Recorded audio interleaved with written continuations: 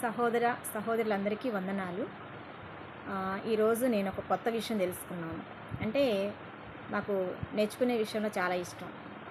అయితే ఇక్కడ దేవుని ప్రేమేంటి, క్రీస్తుని నమ్మిన వారి ప్రేమేంటి అనేది మరి కొంతమందికి తెలియదు కాబట్టి ఆ విషయం తెలియపరచాలనే ఉద్దేశంతో నేను ఈ మాటలు చెప్తున్నాను. అయితే ఎరిక్ హెల్మెన్ అనే ఒక వ్యక్తి చైనా దేశానికి మిషనరీగా వెళ్ళారు. చాలామందికి మిషనరీలు అంటే తెలియదు కదా.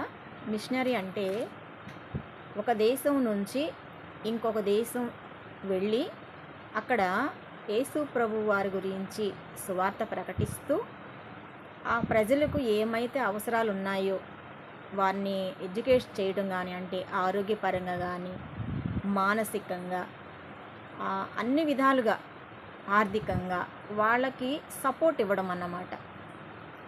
అయితే ఈ ఎరిక్ హెల్మెన్ అనే ఒక వ్యక్తి చైనా దేశానికి వెళ్ళాడు. వెళ్తే అక్కడికి ఆయన పరిచర్యకి వెళ్ళాడు, కానీ బైబిల్ అయితే తీసుకెళ్ళలేదు.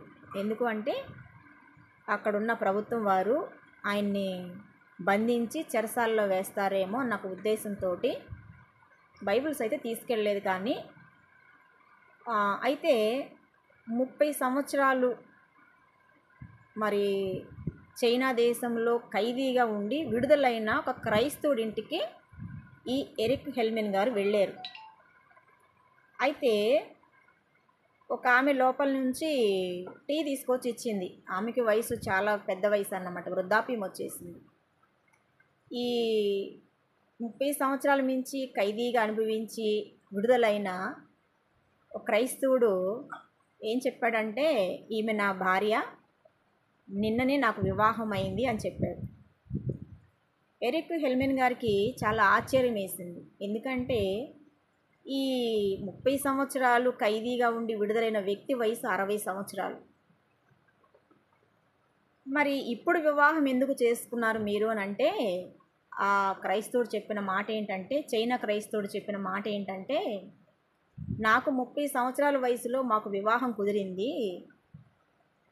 నేను సువార్త ప్రకటిస్తున్నాను, యేసు ప్రభును ప్రకటిస్తున్నాను అన్న ఒక ఉద్దేశంతో చైనా ప్రభుత్వం నన్ను తీసుకెళ్ళి జైల్లో పెట్టింది. అందువల్ల మా పెళ్ళి వాయిదా పడింది. అయితే ప్రతి సంవత్సరం నాకు ఈ మరి చైనా ప్రభుత్వం జైలు వారు నాకు ఒక అవకాశం ఇచ్చేవారు.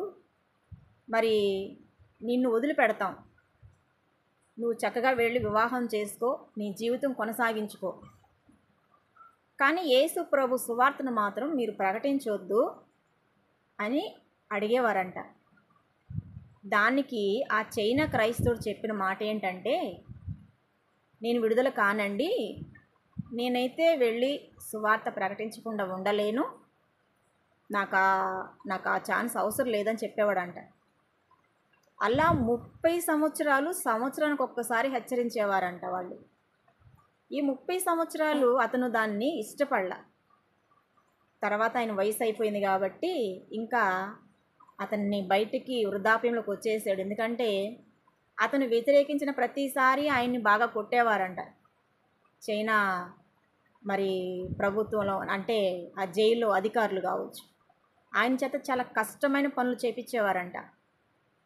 అయినా వాటిని ఇష్టపడి 30 సంవత్సరాల తన జీవితాన్ని వదిలిపెట్టుకొని విడుదలైన తర్వాత వచ్చి తన భార్య కూడా, కాబోయే భార్య అనిపించుకున్న ఆమె కూడా అలాగే అతని కోసం ఎదురు చూస్తూ ఉంది, వచ్చి వివాహం చేసుకున్నారు.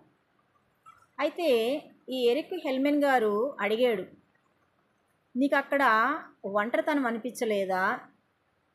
మరి మీరెందుకు అలా ఉండిపోవలసి వచ్చింది అని అంటే, మరి ఈ చైనా క్రైస్తవుడు చెప్తున్నాడు,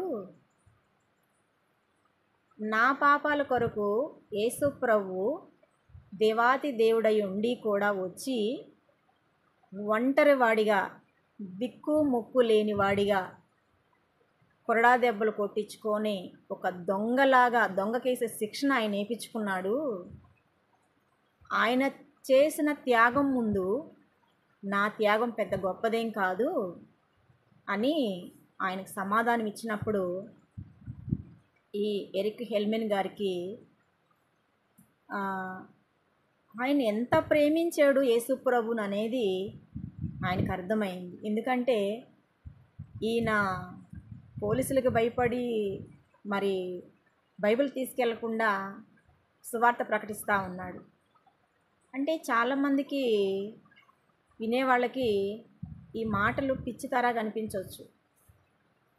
ఎందుకు యేసుప్రభుని ఇంత ప్రేమిస్తారా క్రైస్తవులు అంటే? ప్రేమిస్తారు.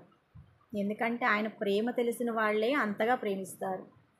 ఇక్కడ ఇంకొక ఒక మాట చెప్పుకోవాలి. నాకు కొన్నిసార్లు యేసుప్రభు ఎంత దీనంగా అడుగుతాడో చాలా కన్నీరు వస్తుంది. ఇందాక కూడా ఆ మాటలు నేను జ్ఞాపకం చేసుకున్నాను, ఆ పాట కూడా పాడుకున్నాను. ఏ పాట అంటే, నా పేరు